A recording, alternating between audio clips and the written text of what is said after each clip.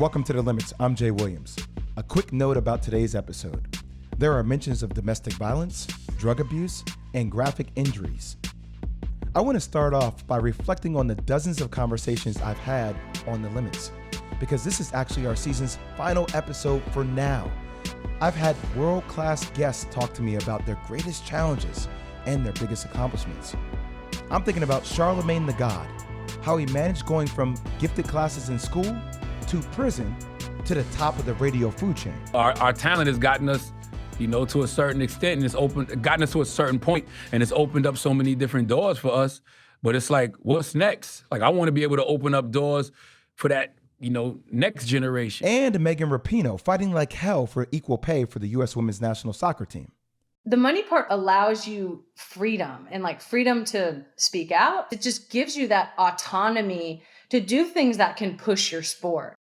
Then there was Coach Brian Flores, who sued 3 NFL teams and the league itself for racial discrimination. He told us his unvarnished truth and showed us what true leadership looks like. This isn't about me. This is about a system in the NFL that, in my opinion, is broken. And remember when we spoke with fashion icon Dapper Dan? He reflected on such a common theme on this show, resiliency. Everything that I did in fashion prior to 2017, I never thought I would get credit for. I've spoken with writers and actors, athletes and entrepreneurs, the legends of the music industry, all asking for their secrets to their success, and they never disappointed. But as I talked to my colleagues about all of that reflection, they decided it would be a good idea to turn the tables on me, because I'm in the hot seat being interviewed today by the great Gene Demby, co-host of NPR's Code Switch. We started from the beginning, where I was born and raised. That was Plainfield, New Jersey. What was your childhood like? Like, what can you tell us about the way you grew up and what your family was like? Strict. You never quit something that you committed to. You followed through. My dad worked in New York City, a very hardworking, blue-collar African-American male that graduated from The Ohio State University, as he has properly trained me to say. Both him and my mother graduated from The Ohio State. My family was very intellectual. I grew up listening to NPR on weekends. My mom worked as a guidance counselor, was also going back to school to become principal to get her master's degree. So there was a lot of hard work that set the foundation for who I was. But there was also a lot of confusion, right? Being part of a middle-class family in the town, was kind of split economically. I got punked a lot of times growing up because I was the Uncle Tom, or I went to the private Catholic school in the adjoining town, not the public school, right? So almost like this, how do I fit in? This identity crisis that I've suffered through for a big extent of my younger years in my life. I want to ask you about your identity, because obviously a big part of your identity is wrapped up in the fact that you hooped and you were an amazing hooper. So how did you actually come to basketball? I played all sports. So my first love was tennis. My parents never allowed me to be inside. They always kicked me out of the house. So I was just naturally playing everything. And then all of a sudden in the 4th grade at my school, I decided to go for a tryout, and I got picked as a JV starter, like not on the 4th grade team, like actual JV, which is 5th and 6th grade. I just had a natural proclivity towards hoop. It just kind of happened. And I fell in love with it. My mom made probably one of the biggest moves. Like we joke about it because she said, man, from the time you've been in 4th grade, you've always been driven economically. Because my mom was like, I'll give you $2 for every basket you score. And from that point on, man, I just started averaging like 15, 20 points. I'm like, wait, you paying me money to go score buckets? So yeah.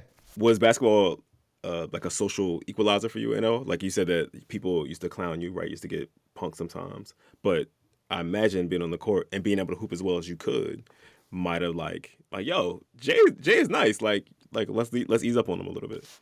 I was the kid that got jumped a couple of times in his hometown to the kid that got protected in his hometown pretty quickly.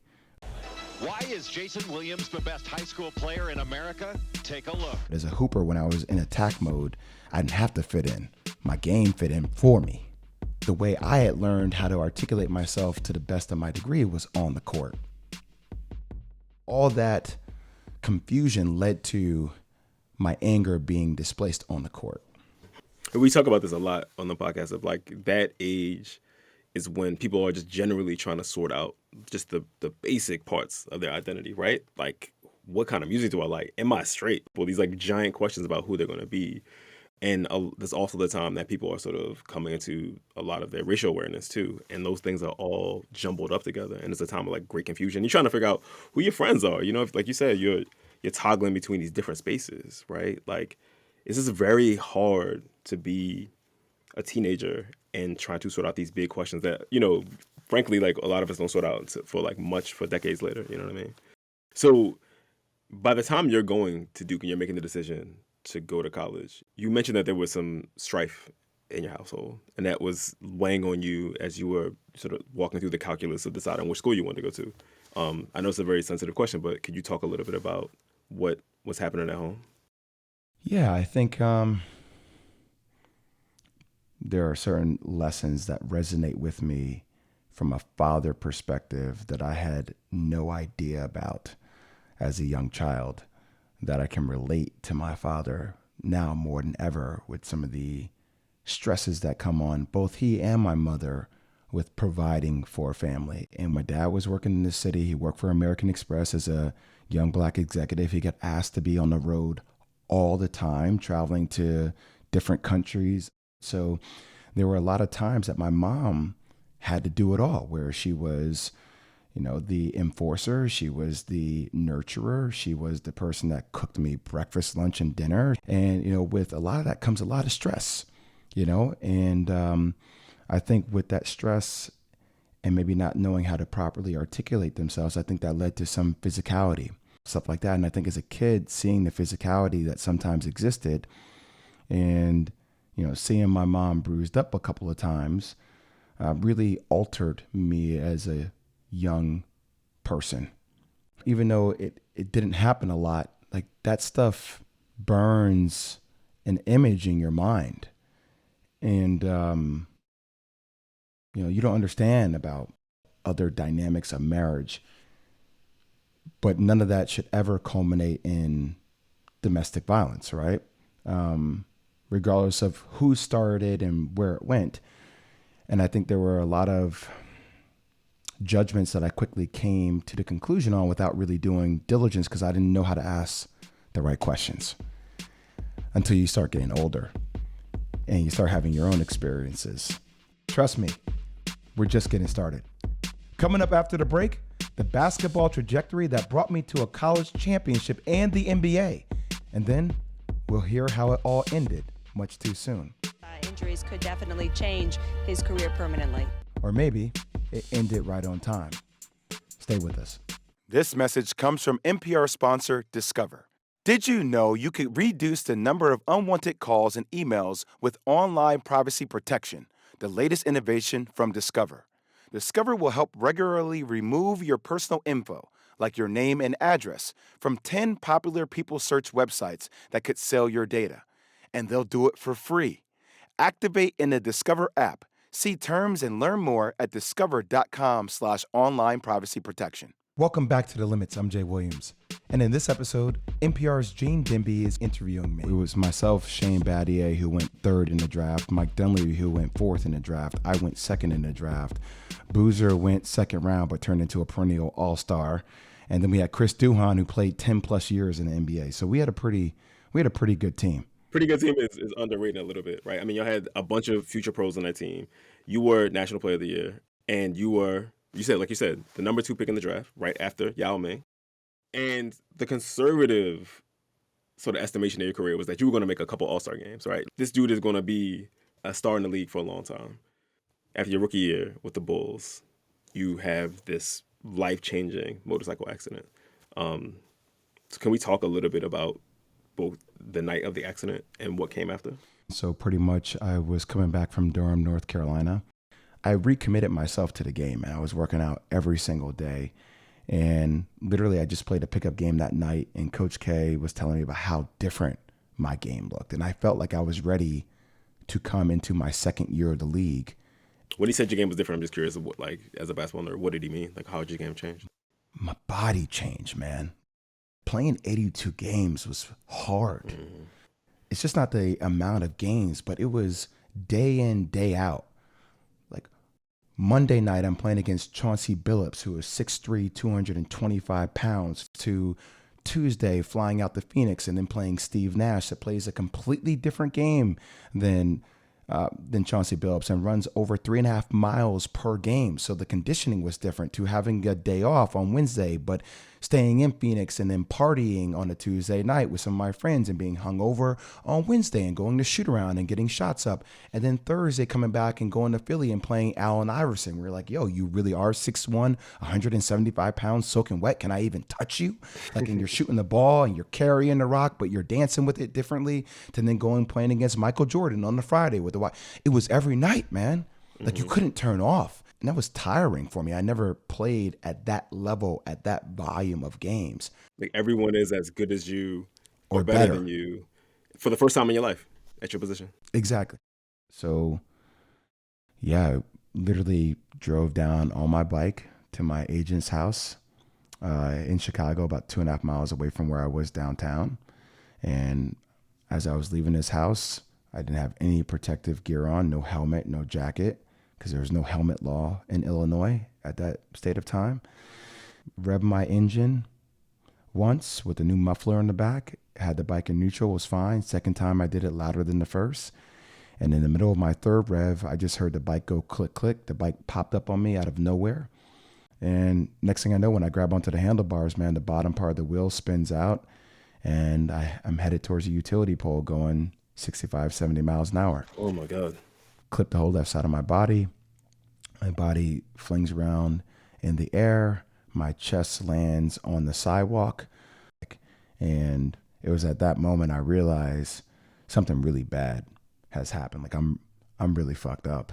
I thought I was paralyzed, and I felt as if somebody was pouring hot, scalding water on the lower portion of my body. But every time I looked at my hands after touching my legs, I didn't see blood. You're so in tune with your body as an athlete. I knew right then and there that I didn't think I was ever going to be the same. That sent me into a very, very deep state of depression.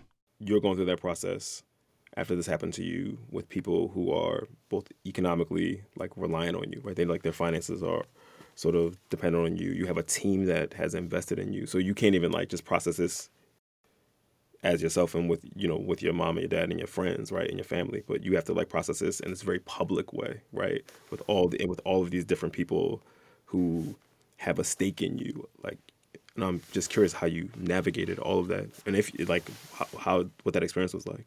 Shitty. That's how I navigated it. Very, very shitty. It was almost like a triple whammy. Number one, I had my own pain and trauma to deal with as it related to making a poor decision that affected the future of my career and the opportunity to play a sport that I naturally loved. That was painful and very difficult to deal with. Number two was dealing with it publicly and the amount of people that had opinions on what was going on, what my career was going to be like. I mean, I was in my hospital bed during the NBA draft that year watching the Bulls select another guard at the same position I just played. Hearing people say that I made a dumb decision and that I didn't deserve to come back and play. There were a lot of things that were really hurtful and painful about that. And then the third was even more heartbreaking than the first two to a degree, because when I got drafted, the words "I made it" never came out of my mouth. It was "we made it." All the money that my mom had spent working 2-3 jobs for me to go to these camps, we made it. She sacrificed for me to make it. When I was in that hospital room and my parents are crying, it's a big part of me, like, I let them down because now they're not going to achieve their dreams as well. It wasn't just my dreams. It was all these people who had invested in me and their dreams as well about what I could provide for them. And to me, that was heartbreaking for the way my parents had sacrificed for me to get to that point. So there are people who are calling you, dumb for what you did. And you're in the lowest moment of your life at this point, right? And you're in the process of both trying to reckon with what is very likely the end of your career. You were trying to rehab. You feel all this guilt around disappointing your parents. At what point do you said you fall into a deep depression, and I wonder, like, that's a lot for one person to walk around with, right? There's a lot for one person to carry around. Did you ever get help? How did you sort of start to make your way out of that fog and sort of try to process what happened? So I had seen a therapist during the first couple of years. I was in the ICU for a month and a half. I was in the hospital for 2.5 months. And most of the time, man, I was high. I was high on Dilaudid. I was high on morphine. I was in a lot of pain. But when I started to finally be able to work on physical therapy 5 months later, it was like the basketball switch happened, right? So I became so fixated and myopic, and nothing else mattered. Nothing else mattered. And at the moment I really broke was I got cut by the Nets, which I'd never been cut by any team before in my life. I went down to the G League. I played in a couple of games, but I tore my hamstring off my bone during one of the games. And Dennis Johnson was my coach from the Boston Celtics, played with Larry Bird, played with Robert Parrish, those iconic Boston Celtic World Championship teams. And him and I were very, very close. He prayed with me multiple times. He visited me in the hospital that night. And when I went back to Durham to do more physical therapy, I got a call from one of my teammates in the G League. And Dennis Johnson had passed away from a heart attack. And I decided to quit basketball that day. Yeah, that day I quit. I was chasing something that I didn't feel like I was anymore. And I wanted to take a step towards the direction of figuring out who the new me was. I just didn't know how difficult that was going to be because the world didn't want to let me find out who I was becoming. The world only knew me for who I was, and people reminded me of that daily. That's when I started using Oxycontin again a ton, became addicted to it, living on the Lower East Side of New York City, drinking a lot. I was just really messed up, man, trying to figure it out. And it was lonely. But, one day after my second attempt failed, I woke up and I stopped being a victim. It was the first time in my life I was like, I'm not going to whine anymore about why me. My dad had said something to me the night before about why not you? Why not you? You are special, and special doesn't only equate to the success. Special equates to something inside of you that helps you navigate how you handle everything that life throws at you. And I think it was at that juncture that I decided to start fighting for myself. I never fought for me. I was fighting for my game on the court. I fought for economics, but I never fought or spent time figuring out who I wanted to be at all. Yeah, this issue of identity is coming up again, right? This idea of you were trying to figure out who you were, and basketball was a way to quiet some of those questions, right? Basketball becomes the way that you are seen globally, right? And then it's taken away from you. And then you have to come back to this question of who you are. What did those conversations look like? What did they sound like? Well, it was something really easy. Who do you want to be? I never thought about what kind of person I wanted to be.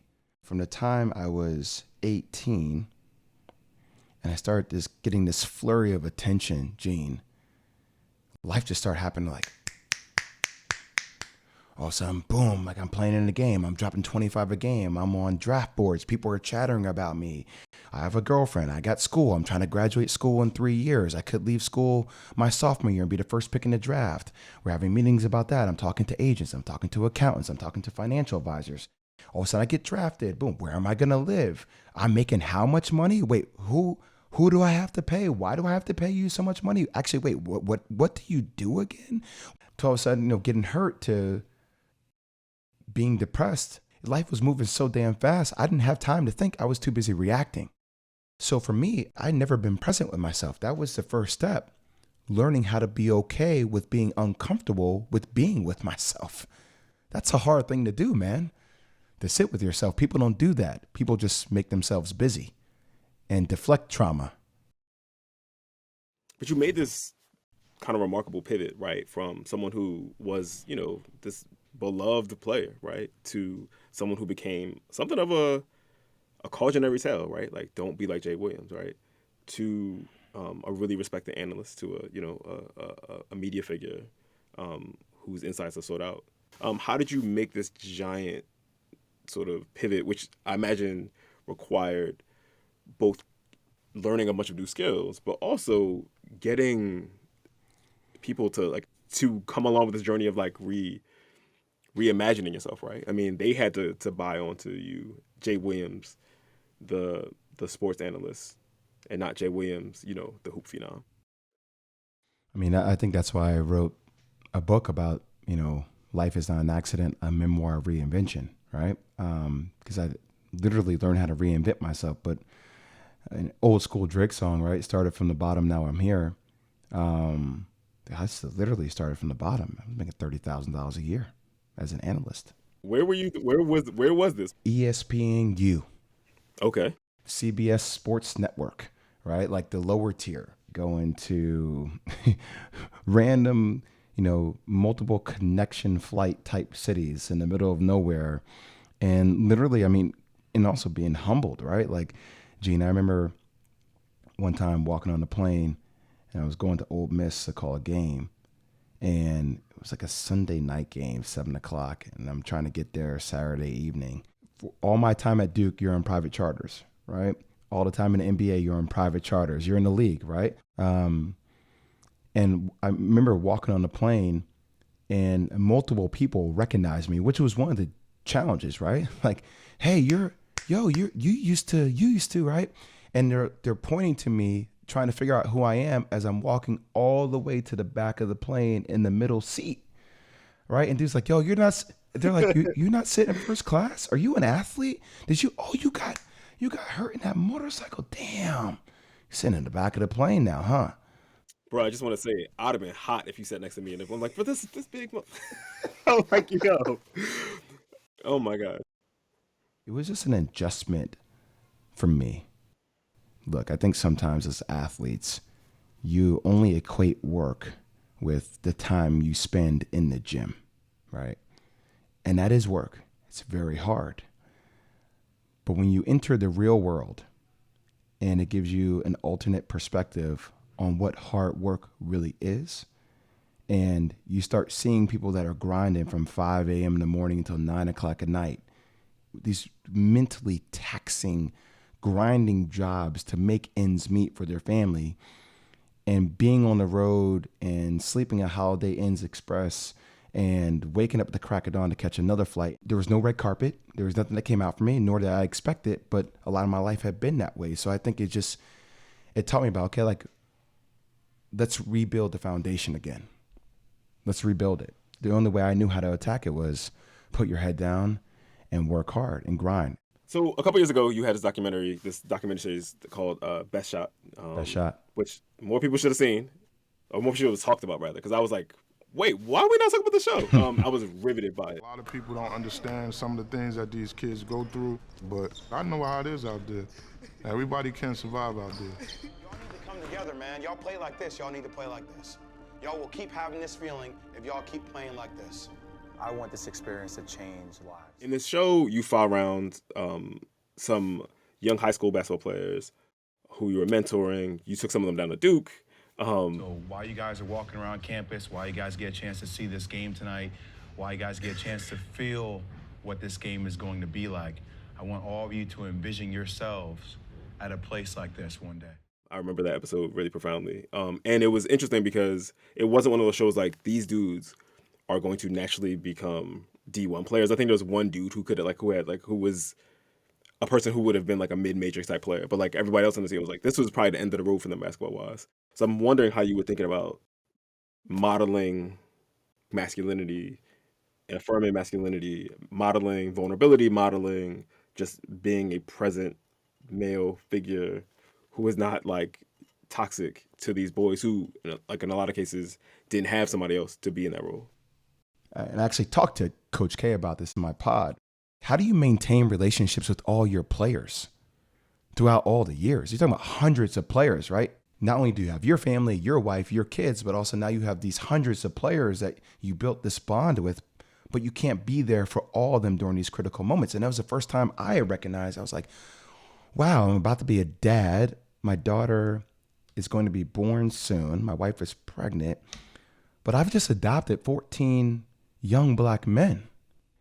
And I want to be there for them, but they all have their own individual set of challenges. One of the kids in particular, named Hadi, literally found out on the trip that he lost his father. And to me, this just kind of epitomizes what team sport is. So, they used to say this line at the end of all of our huddles, we all we got. And you recognize one thing I really miss about it is that it's your job to look out for each other, to take care of each other, to support each other, to build each other up. Each person functions differently, but to respect it, but to get everybody to buy into a collective. And that collective ranges in the experiences of emotion: sad, happy, angered, frustrated, depleted, exhausted, staying mentally strong. And all these are lessons that are applicable to life. You turn the ball over. Are you going to spend time weeping about the turnover? Or are you going to get your ass back on defense and think next play, right? Or about like when a teammate falls down, you're going to make sure that they get up. Like, it's little things like that I think are just life lessons that for me, I wanted to share. And being a Black male means being strong. It means being sad. It means at times feeling like you're weak. It means at times being vulnerable. It means picking yourself back up. It means being sharp. It means being all the above and being honest with yourself throughout the process, which is hard. But if I could help young people create a foundation that I've had to learn how to do for myself throughout my experiences, that's what giving back is to me. Helping you have the tool set or the toolkit to be ready for what life throws at you. Shout out to Gene Demby for this amazing conversation, and the whole NPR team actually for making this happen. As we always say in basketball, play hard on the court and leave it all on the floor. I appreciate you taking the time for this journey with me. Thank you so much for listening to The Limits. I'll see you around the way. And like I said, we'll still be putting new episodes out from the guests you've gotten to know this past season. And as always, remember, stay positive and let's keep it moving.